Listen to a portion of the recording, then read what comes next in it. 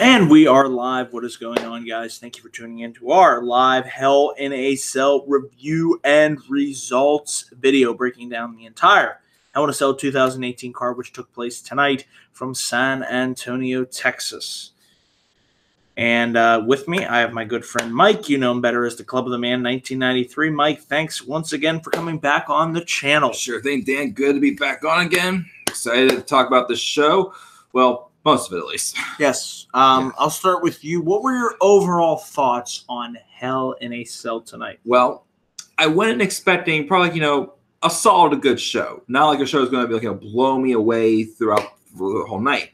However, I will say probably until the last couple matches, this was having potential to be like a pay-per-view of the year level. But then the last few matches, kind of brought it down a little bit, but it was okay, not the biggest hill to die on. That ending, though, really tanked everything down. Batista. It just continues to show their desperation this year with just making Roman looking strong. But, of course, they get their moments where they know what they want, the crowd's going to hate. So they get back to a corner and try something that just makes absolutely no sense. And we'll talk about that later on when we get to the main event, of course. My overall thoughts on the show, I agree with you. I thought, for the most part, I thought it was one of the better pay-per-views of the year. That ending went over like a fart in church. We will certainly talk about that, but I enjoyed it, this pay-per-view overall from start to finish for the most part. There were some things that I'll nitpick here and there, but I thought there was a lot more good than bad, in my opinion. You know, the good outweighed the bad, which is always good for me. Oh, yeah. So we will start with the pre-show match. Did you have a chance to watch that match? I saw the pre-show match, yes. I'll just say what happened here, and then you can give your thoughts on it. We had SmackDown Tag Team Championships, The New Day versus Rusev Day. And The New Day retain their SmackDown Tag Team Championships after Kofi Kingston hits Trouble in Paradise for the win. Your thoughts on this match? Well, I didn't really expect Rusev Day to win this match. I mean, I didn't want the New Day to be having these short tag title runs just to eventually to become the most tag team champions of all time. But then most of them would be lasting 3 weeks each. So I think the match told this basic story of, okay, Rusev Day, we're back on track together. Finally getting some wins going. And what this match kind of showed me is that Aiden English obviously was letting it to his head a little too much that, hey, we're on a roller. Because he did tag himself into the match later on, and he's trying to tell Rusev, hey, let's do this. Of course, Rusev tried to do a splash off the rope, but missed Kofi, and because Kofi backed off, and then Aiden did it. He hit it, but it was not enough. And then he tried even doing Rusev's accolade himself, which, won't deny, wasn't the best looking accolade I've seen. But eventually it did cost Rusev Day the match. So it's kind of we got this momentum going, but then instead hit a wall. But I was fine with them losing the match because I didn't want them just to look like idiots. But again, it just showed that we got this momentum going. Now Aiden English is getting a little overzealous and thinking that he's we got everything in the pocket here. We got this. But then it just like this bottle. Oh, there it goes. Right off. But yes, so you enjoyed the match. Yeah, I thought it was a solid match. It could have been worthy of being on the main card, I felt. Definitely. So there you go. That's our brief thoughts on the pre-show. Let's get into the main card itself. Of course, Hell in a Cell opened with Hell in a Cell featuring Randy Orton and Jeff Hardy. I thought it was one of the best matches of the night. Definitely. Would you say it was the match of the night? It might be up there. I think you have a case. First 3 matches, I'd say, are the candidates. I feel. It was really, really good. Easily the best Hell in a Cell match on this show. It was violent. It was brutal. It told a great story. They utilized weapons. It got really gruesome. There was blood in it. And it didn't end in a no contest. So, yay! That was great. Wonderful!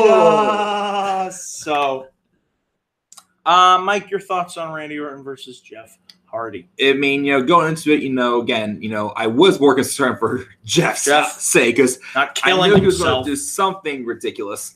I also was a little worried that, at first I thought, maybe they won't play it, as deadly because, obviously we used to talk about how, Jeff's getting up there. Obviously, it's starting to show his bodies at tears. I thought maybe they wouldn't go as out, but they used the weapons really nicely. They used the cell nicely as well.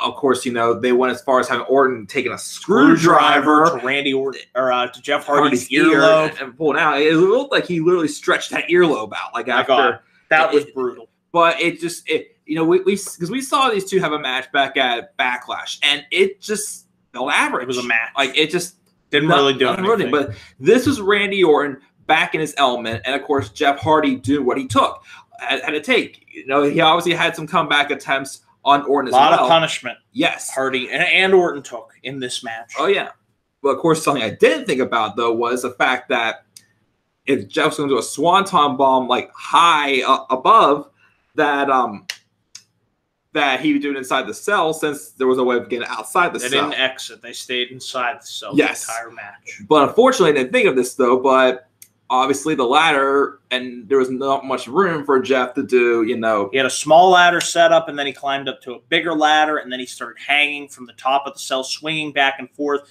Orton laid out on a table. Hardy falls, misses Orton, goes through the table. Orton orders the referee to make the 3 count, and that's how we have our winner, Randy Orton. Yep. The only little nitpick was I thought Orton rolled off the table a little too early. I don't know if maybe he thought that, you know, Hardy had already let go when he swung forward or something. But that's the only little nitpick. It's tough to time that. Right, yeah. The only little nitpick I have. I mean, I thought at first when Hardy's up, I thought maybe he will come down, Orton will roll off the table and hit the RKO or something like that to the table.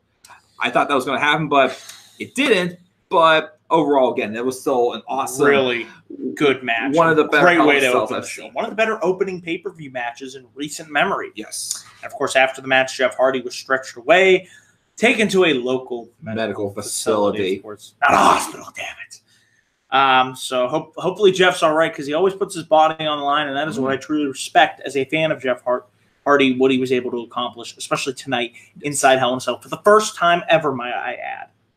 Now, with all that being said, let's talk about the SmackDown Women's Championship. Becky Lynch versus Charlotte. Surprising outcome in this match, Mike. We have a new SmackDown Women's Champion. Becky worked over the arm of Charlotte the entirety of this match. And, you know, towards the end, she rolled her into the disarmer. Charlotte's able to get to the ropes, make the break. And as Flair tries to spear Becky Lynch, Lynch rolls with the spear into a pin for the upset win. Definitely did not see Becky Lynch winning this match. How about you? I mean, I did feel that maybe they could go with it, but obviously this isn't the only match these two are having. They're obviously having another one, an evolution. Yeah, but I think they're also facing off at Super Showdown. I think, but yeah, who cares? That doesn't count. Yeah, but so I thought that, you know, maybe they may not go with it. Maybe it'll just be one of those matches where, you know, they brawl to like a no contest or something like that. But yeah, still a little bit kind of mad about it.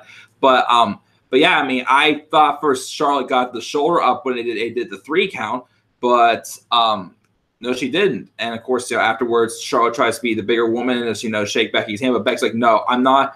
I got up here. I'm not settling for this. This is it. You know, I'm the champion. I am making sure this stays where it needs to be. So like, it was a good match, but you know, it showed that, you know, they could put on a good match. They didn't want to blow us away yet, because they still have better ones to come. By down the line for like a good match to start off this feud, it was a great start. I agree. I agree with everything you said there, and I was really happy to see Becky win that SmackDown Women's Championship. It's felt forever since Becky held gold, and as a fan of Becky, it was great to see. So definitely made for a great moment here on the Hell in a Cell pay-per-view. Moving on here, we have the Raw Tag Team Championship match. Drew McIntyre and Dolph Ziggler versus Dean Ambrose and Seth freaking Rollins. Early on in this match, it's kind of just going. We're kind of just, you know, chugging along. You know, we got a match. And then middle of the match, things definitely pick up. And towards the end, at least the last 5 minutes of this match, it is just pure chaos when, you know, Rollins does a suicide dive out to the outside, and Ziggler and McIntyre catch him. And then Ambrose dives, and everybody just goes flying there to a zigzag attempt by Ziggler. Rollins kicks out. He goes for the frog splash. McIntyre kicks out. Clothesline by McIntyre off the top rope. Rollins goes up, hits a suplex off the top. And as Rollins tries to roll through for the Falcon Arrow, McIntyre hits the Claymore out of nowhere, and Ziggler and McIntyre are able to find a way to retain their newly won Raw Tag Team Championships. I was happy about that finish because they only won the titles 2 weeks ago on Raw. So I didn't think it made much sense for Ambrose and Rollins to win the titles here. But I really thought this was a really good match that started off slow but picked up nicely towards the end. And Mike, what were your thoughts about this tag team match? Well, first off, they gave both these teams a lot of time. This match was like almost 25 minutes, I saw. Yes. And at first, yeah, it started just like a standard tag match. I thought, okay, it's going to be a regular tag back match. And forth, I'm gonna get anything too. But, obviously, if Rollins and Ambrose were not going to win this match, they weren't going to make them look like idiots. They were, and of course, you can't make Ziggler or McIntyre look like they got lucky as well.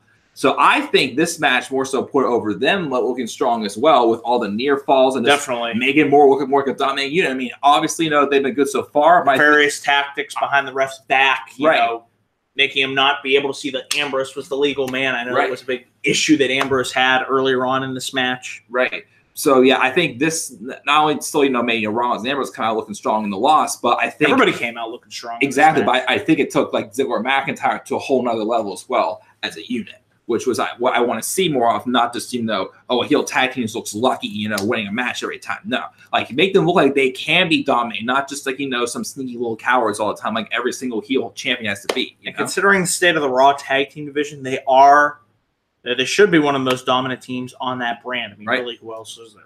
To be honest, just saying.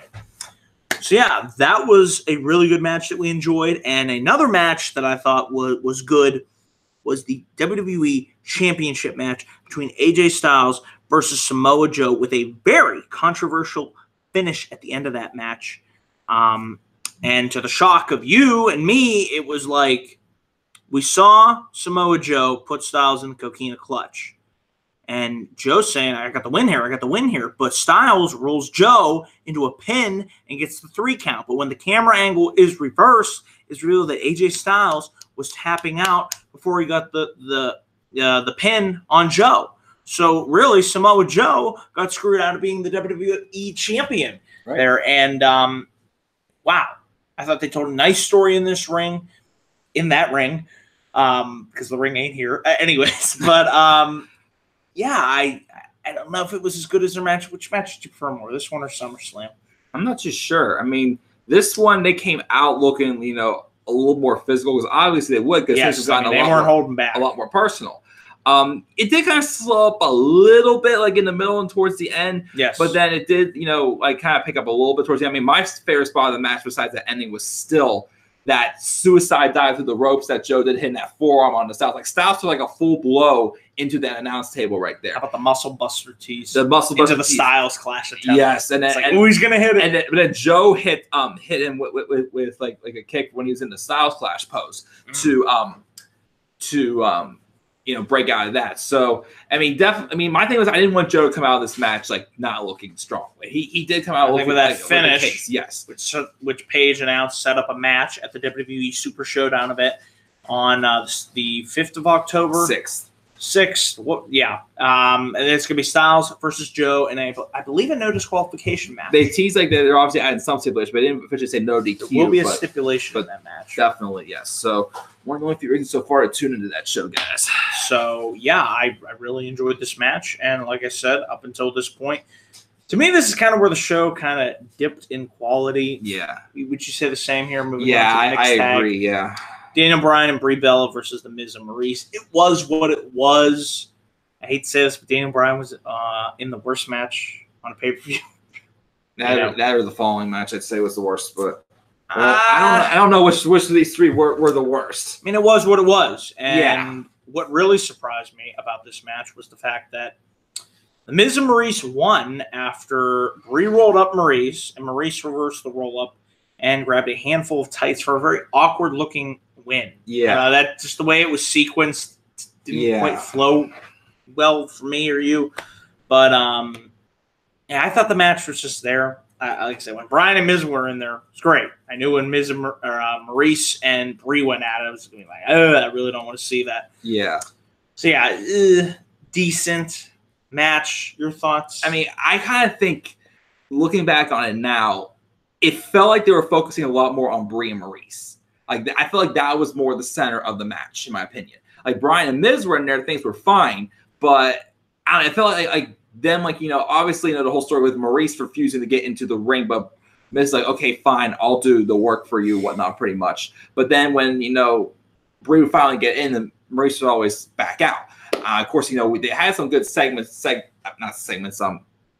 towards the end where, you know, Brie was beating down on Miz, but then she did that nice little baseball slide in between Miz's legs to take out Maryse. She got some come up as on Maryse there, and of course Bryan took him out. Of course, Miz again went out of his way and touched Brie's leg, and of course Bryan starts cussing at him pretty much. And he started taking, but yeah, then that finish it came out of the blue. But yeah, again, I feel like if they wouldn't focus so much on Brie and Maryse, it should be about Bryan. Right? Yeah, it just that's where the issue lies. It just felt like too centered on that. I felt, which is kind of like what definitely hurt the match. I felt in some ways. Match was what it was. I really don't have anything else to say unless you do. Not really, no. Moving on here to the Raw Women's Championship. Ronda Rousey with Natalya in her corner versus Alexa Bliss with Alicia Fox and Mickie James in her corner. Now, I know you had an issue with. Yeah. Why don't you explain with Alexa coming out? Well, here's the thing. So I didn't quite understand at SummerSlam, like, why was Alexa not bringing, like, you know, Mickie or Alicia to the ring? Like, I mean, I didn't watch the pre-show. I don't know if she was told, oh, you can't bring them out to the ring. Like, that didn't make sense to me. And of course, at SummerSlam, it felt like, you know, Ronda was like, I have no fear of her at all. Like, I just like, because she literally sat in the ring and let Alexa come up from behind her, try to put a chokehold. First shot, and then it's like, this meant nothing to me. And of course, on Raw, all of a sudden, that's a push over the fact that, oh, Alexa has friends she could bring to the ring now. And where was this at SummerSlam? And she kicks Ronda in the ribs like 1 or 2 times. All of a sudden, oh, Ronda's got bad ribs. Like, okay, if you're trying to tell a story here of Alexa's going to look more prepared for this match, you did not do a good job at all whatsoever, I felt. Hyping it up. And I just felt like, you know, they're putting over that, like 2 kicks to the ribs, like too big of a deal. It's like, it was not a big deal. You know, Ronda Rousey, like, literally beat the shit out of both Triple H and Stephanie McMahon at WrestleMania. I'm pretty sure she can take 2 kicks from Alexa Bliss into her ribs, pretty much. I just didn't like that. Pretty much, I felt like, you know, one moment Alexa's not afraid of Ronda. The next moment she is afraid of her. I mean, yeah, you know, of course, you know, once Ronda could get her hand on her, yes, but at the same time, it's like sometimes it looked like, you know, oh, it's not fine. And it is fine. It just make up your mind.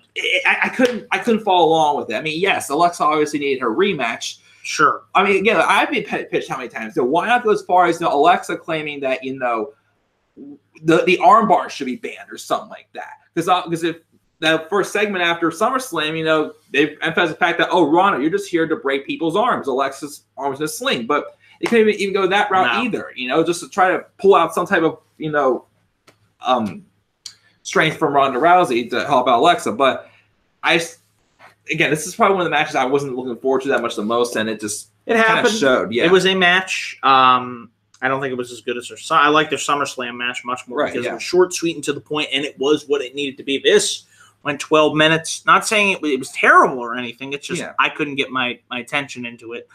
And to no surprise here, Ronda Rousey puts Bliss in the armbar, taps her out. So right person won.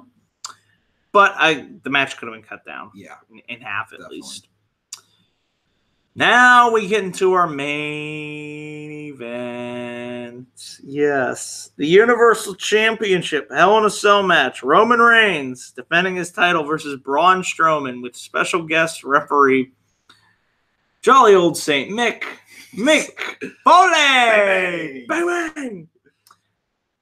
This match was, to me, all over the place. And one moment in particular that epitomizes this match is Mick Foley's botched 3 count on Strowman's, I believe it was chokeslam to Reigns. One of the two. 1, 2, 3. He counted to 3. Is it a coincidence that it had to happen during a Roman Reigns match also? Oh, God. It was so bad. Foley, I love you. I love you, Mick. But tonight he was certainly not on his A game. Nope. These two utilized chairs, kendo sticks, steel steps. Reigns pulled out a shit ton of Superman punches. Eventually, Ziggler, McIntyre run down. Ambrose and Rollins make the save. They begin to brawl on top of Hell in a Cell. And Ziggler and Rollins cancel each other out by falling through to the announcers' table, both announcers' tables that they had cleared away. And then who would show up but the former Universal Champion, Brock Lesnar, and Paul Heyman. Heyman maces Foley in the eyes. Brock rips the door off the cell, beats crap out of Roman Reigns and Braun Strowman. F5 Strowman. Lesnar F5's Reigns on top, and keep this in mind, on top of Strowman. Now, I wasn't a fan of Strowman losing this match, but there was a scenario where we could have gotten a clean winner. Right. When Reigns was on top of Strowman. Right. Could have had ref come in there, 1, 2, 3. That's not what happened. A new ref comes in and calls the match a no contest. No contest. Hell in a Cell. One of the most brutal, vicious structures in all of WWE. It ends in a no contest? A no contest. Yeah. A no contest. Okay. Be that as it may, I thought the match was I thought all the other shenanigans on the outside took away from... I'm like, where are we going with this? What's the focus? Is it on these guys on the outside? Is it on Strowman, Reigns, who were down for a considerable amount of time? I didn't like how they had to sell for that long, and it just, like, realistically, come on, that would not happen. You'd not be down for that long. Right, exactly. You know, because these guys got to brawl on top of the cell. We have to sit here and do nothing.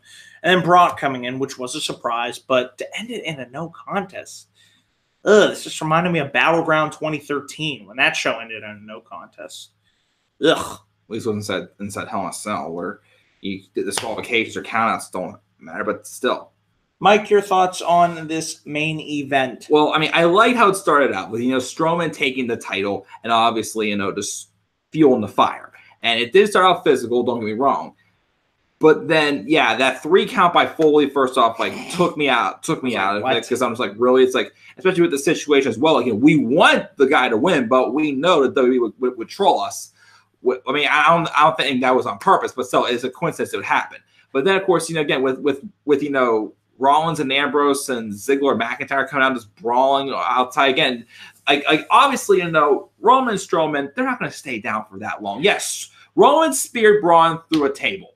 But okay. Braun has taken much worse than that. And so is Roman. Roman's kicked out of, like, how many F5s in one match? 5, 6. And then, of course, I didn't understand why Rollins and Ambrose all had to go all up to the top of the cell. What happened to Ambrose and McIntyre? I don't know. They just disappeared. They're still fighting this. I'm not even joking. When they went up, I thought, oh, don't tell me they're going to try to create 20 years ago with Foley. I honestly... thought they were going to try to do that because it's like, oh, well, you guys love these guys, so let's do this. That way you won't be so upset when Roman wins. But then Brock comes out. First off, Brock, you got shade there, my friend. Brock! I'm sorry. And then, like, of course, okay. So, again, I've been big on how, sometimes this year they've oversold some beatdowns. Like, they're not as bad as they look. But the more brutal ones, they haven't, like, sold as good as they could. So then it doesn't come across well. So Brock hits Strowman and Roman with a couple pieces of wood. Flimsy cardboard. Yes. Let's be honest. Hits 1 F5 on each of them, and they're no longer able to compete. That's it. They're done. I could see if they were in a pool of blood. Right. You can't... Like Orton at SummerSlam. That was another thing. You couldn't convince me that those two could not get up and continue that match. Break. And that's what hurt him. You could not convince me that at all. Nope. I mean, it just looked like them. Again, I keep saying, this year it's just been, they're just back to the corner, which is how desperate and obsessed they are to giving Roman that big reaction. But when they know that they're not going to get it, they cower back and they do something like this to try to protect it. When at the same time, it's a lose-lose for everybody. Yep. What was the point of that? Again, they can't get up from a couple, wood beatings and an F5, yet they kick out of how many of them at WrestleMania. Bizarre. Bizarre indeed. Well, we've come to the end of this review, and we will, of course, give our grades for Hell in a Cell. After long deliberation and thought, I'm going to give this show a B, a solid B. I thought it was one of the better shows of the year. That's why I'm going with the B grade. Mike, what grade would you give Hell in a Cell? Yeah, I was between also, but I got to go just a tad bit lower, just a B-. It was still a solid show. Again, that last half though kind of took me out a little bit, and then that ending was just especially for like a main event. Like, yeah, really, like, that's not how you should end. And your like show. plus two, you know, again, as we talked about before, Super Showdown. Those two, Rowan and Braun, have a match. Then the Survivor Series, which is obviously, I don't see there being a championship match. It's probably mentioned the bragging rights pay-per-view. The next pay-per-view that there could possibly be a championship match is TLC. You're going to tell me that if Brock is that eager to get his championship match, you're going to tell me he's going to show up on Raw and win his championship match all of a sudden. You can't convince me that Brock Lesnar is going to get a championship match on Raw. You can't. So we could be just teasing a match having down the line, which I don't want to see again. But yeah, so that's why I give Hell in a Cell a B-. With all that being said, before we go off the air here, Mike, you're welcome to get a plug-in for your YouTube channel. Sure. Thank you, Dan, for having me on as well, guys. Absolutely. Please make sure to check me out at the Club of the Man 1993, where I talk about wrestling. I play video games. I do whatever the heck I want on my channel. So just come on in and see what's up. And again, the Club of the Man 1993. And as always, please make sure to follow Dan as well, as he always, has good thoughts and opinions on wrestling as well, and even also watch his vlogs for his newest, journey as he is trying out some stunt work as well. And I wish you the best of luck. Kane Action Team. Check it out. Yes. Thanks, Mike, again for coming on. Be sure to check out his channel. Link will be included down below in the description box. And, of course, my links will be included down below to my Twitter, at DanielGeyser412, my Facebook page, facebook.com/DanielGeyser1994. And, yeah, that about does it for our Hell in a Cell live review. I want to say thank you all for tuning in. And with that being said, I hope you guys enjoyed this review, and I hope you guys enjoyed watching Hell in a Cell. So until then, guys, thanks for watching this video, and have a great night. We'll see you later.